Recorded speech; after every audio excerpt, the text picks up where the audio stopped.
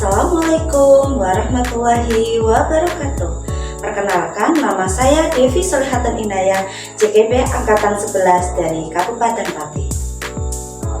Kali ini saya bersama teman-teman JKP yang lain melakukan praktek coaching di ruang kolaborasi sesi yang kedua. Sebelumnya kita akan belajar dulu tentang coaching. Coaching yaitu strategi pengembangan profesional untuk menggali pemikiran-pemikiran positif yang kreatif untuk menggali potensi dalam diri seorang individu.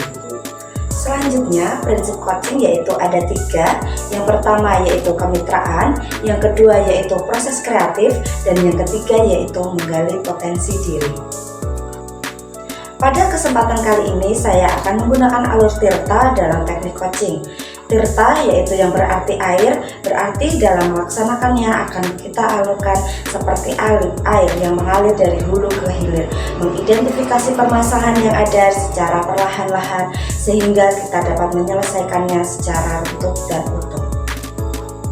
Dalam teknik tirta ini yaitu terdiri dari 4 aspek, yaitu yang pertama tujuan, yang kedua yaitu identifikasi, yang ketiga yaitu rencana aksi, dan yang terakhir yaitu tanggung jawab.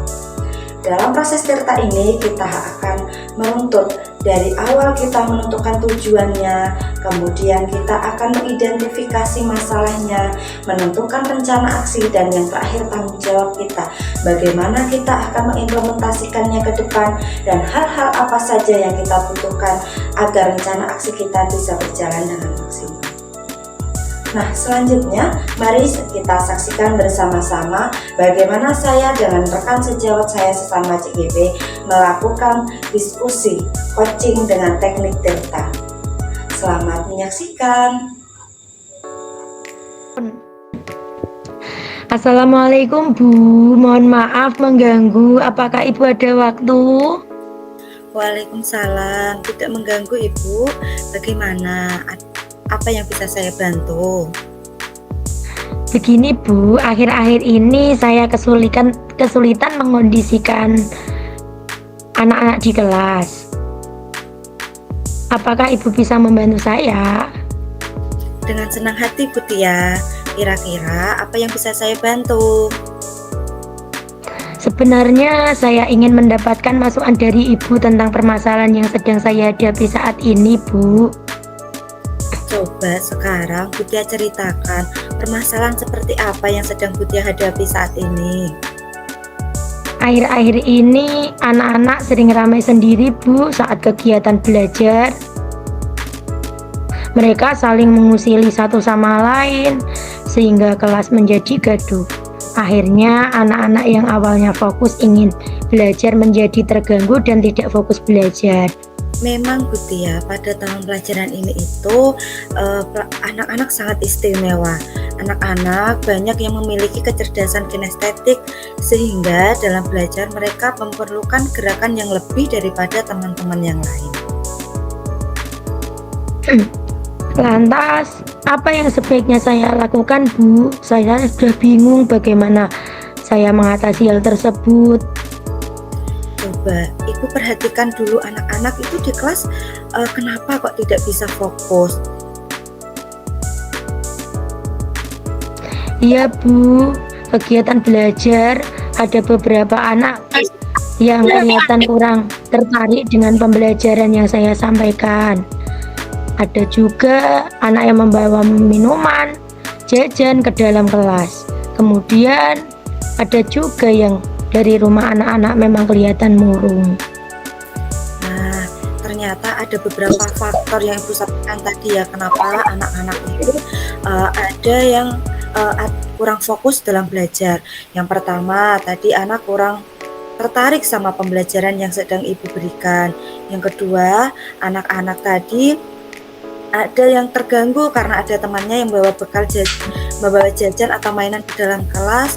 Dan yang terakhir, ternyata ada anak yang memang dari rumah itu sudah tidak mood untuk belajar. Sekarang dari beberapa faktor yang Ibu sebutkan tadi, kenapa anak kurang tertarik dalam pembelajaran yang Ibu sampaikan? Mari kita pecahkan bersama-sama ya Bu ya. Baik Bu, mungkin pembelajarannya yang saya sampaikan terlalu monoton karena saya sering mengajak anak diskusi dan melakukan gerakan senam itu-itu saja. Lantas, apa yang akan Ibu lakukan untuk menyelesaikan permasalahan tersebut? Mungkin saya bisa mengajak anak bercerita dengan buku, juga mengajak anak menyaksikan video tentang pembelajaran hari itu. Nah, itu ide yang bagus, Bu. Saya sependapat dengan Bu Tia. Saya juga sering memvariasikan tempat belajar saya saat di kelas sehingga anak akan tertarik dengan apa yang saya bawakan pada saat itu. Nah, biasanya ketika anak-anak sudah tertarik, dia akan fokus memperhatikan dengan apa yang saya bawakan, dengan apa yang saya sampaikan, karena tadi dia penasaran, tapi ingin tahunya tinggi. Untuk faktor penyebab kurang fokus selanjutnya tadi ya Bu Tia, ada anak yang membawa mainan dan juga jajan ke dalam kelas. Tentu hal ini tidak baik karena dapat mengganggu teman-temannya. Kira-kira apa yang akan Ibu lakukan untuk menyelesaikan penyebab dari anak kurang fokus yang satu ini?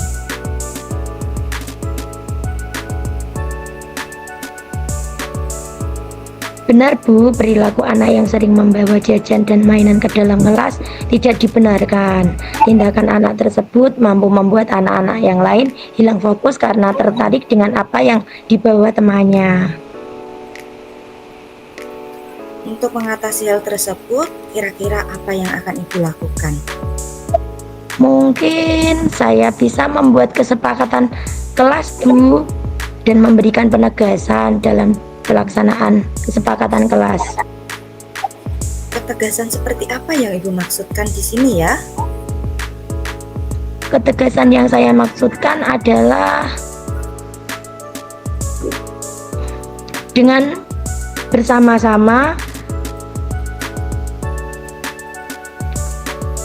dengan anak-anak, kemudian kita bisa membuat konsekuensi apa yang akan diperoleh jika anak tersebut melanggar kesepakatan kelas tersebut. Apakah hal tersebut bisa diterapkan? Lalu, apakah penggunaan konsekuensi dapat berjalan dengan baik, Ibu? Insya Allah bisa Bu, nanti saya bersama anak-anak akan berdiskusi membuat kesepakatan kelas. Kemudian karena sering ada anak yang membawa makanan dan minuman ini akan saya perjelas dalam diskusi. Kemudian kita akan membuat kesepakatan kelas bersama. Tentu kesepakatan yang dibuat tidak melukai baik secara fisik maupun psikis. Nah, kira-kira apa nanti kesepakatan yang akan dibuat untuk anak yang melanggar peraturan dan bagaimana penerapannya?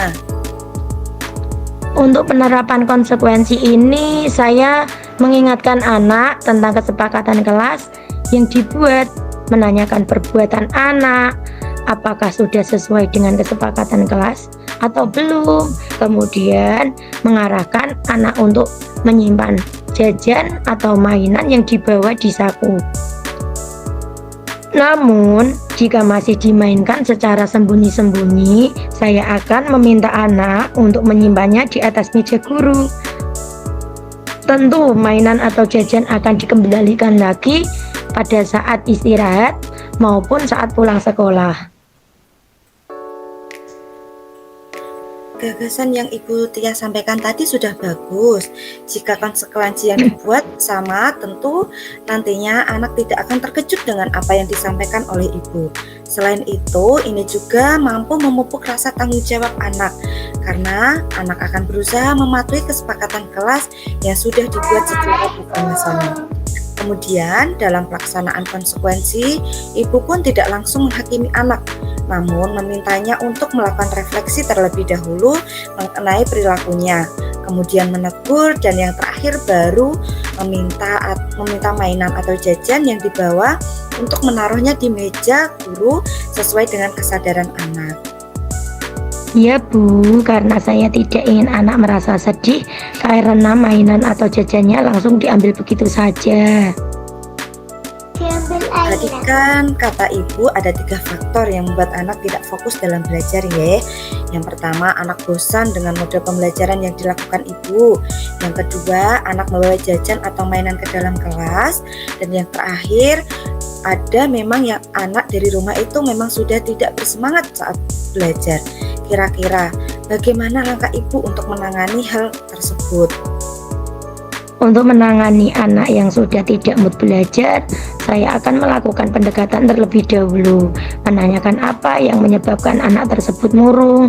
Setelah mengetahui penyebabnya, saya akan memberikan pengertian pada anak agar moodnya kembali, memberikan pemahaman tentang perasaan yang saat ini sedang dirasakan. Dari apa yang sudah ibu jabarkan tadi, saya setuju sekali. Untuk menyelesaikan permasalahan ibu dalam menghadapi permasalahan anak yang kurang fokus dalam belajar bisa dilakukan dengan memvariasikan model belajar agar anak tidak bosan, membuat kesepakatan kelas, serta melakukan pendekatan secara langsung dengan anak yang kelihatannya bersedih atau kurang bersemangat saat belajar. Nah, bagaimana Pak Ibu Tia sekarang? Alhamdulillah Bu, saya sudah lega, sudah bisa menemukan solusi yang baik untuk menangani permasalahan yang saya hadapi. Syukurlah, sekarang ibu sudah menemukan solusi untuk permasalahan ibu.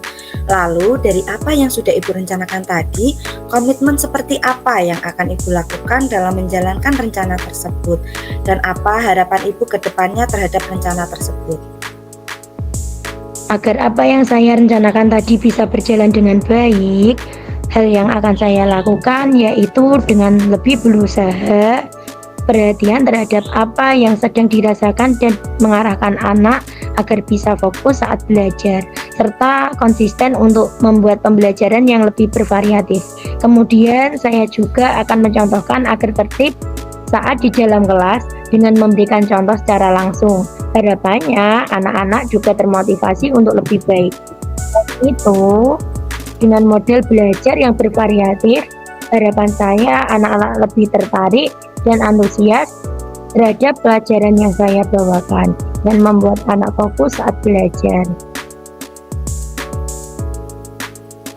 Lalu, untuk dukungannya, nanti ibu mengharapkan dukungan seperti apa untuk menjalankan komitmen yang ibu buat tadi?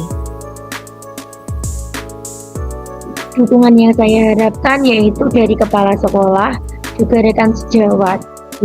Dukungan ini berupa motivasi, juga semangat berbagi praktik baik dalam menyelesaikan berbagai tantangan saat mengajar.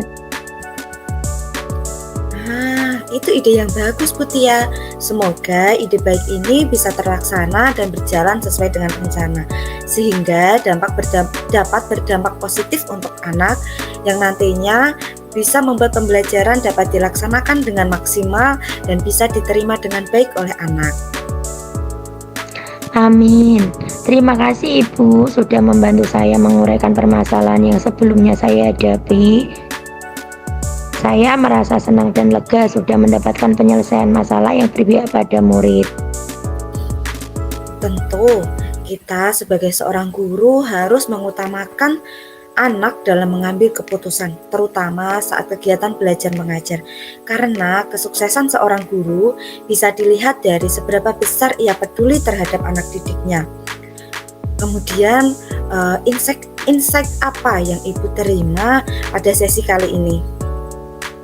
Yang saya dapatkan selama kegiatan coaching ini yaitu untuk mengatasi kurang fokus anak dalam belajar, kita harus mengidentifikasi dulu penyebabnya, kemudian mencari solusi agar permasalahan dapat dipecahkan dengan baik. Pembuatan kesepakatan kelas untuk menertibkan anak saat belajar perlu dilakukan dengan membuat konsekuensi bersama agar anak lebih mampu bertanggung jawab akan apa yang telah disepakatinya. Benar sekali Bu Tia, untuk mengatasi permasalahan yang sedang kita hadapi, hal yang pertama dan utama harus kita lakukan adalah mengidentifikasi permasalahan kita. Apa kira-kira yang membuat permasalahan kita itu bisa terjadi, apa yang membuat anak-anak tadi kurang fokus dalam belajar. Kemudian kita akan mencari solusi untuk permasalahan yang sedang kita hadapi. Setelah itu baru kita bisa menerapkan kepada anak. Nah, semoga setelah sesi ini Ibu bisa langsung menerapkannya kepada anak, sehingga anak-anak nanti bisa dapat belajar dengan maksimal. Tentu Bu, akan saya melakukan perbaikan secepatnya agar anak-anak bisa belajar dengan efektif. Terima kasih Bu sudah mau membimbing dan mengarahkan saya untuk menyelesaikan permasalahan yang sedang saya hadapi saat ini. Sama-sama Bu Tia, semoga kedepannya kita bisa terus berkolaborasi demi pendidikan yang lebih baik. Karena tanpa adanya kolaborasi, tentu kita akan kesulitan menghadapi berbagai tantangan yang sedang kita hadapi.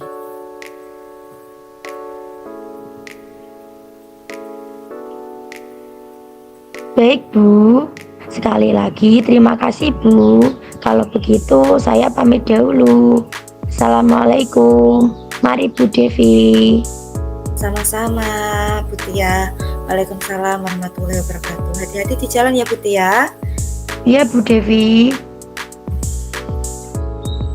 Nah, itu tadi video praktek coaching saya bersama dengan Bu Dewi Setiamurni. Semoga bermanfaat dan sampai jumpa lagi. Wassalamualaikum warahmatullahi wabarakatuh.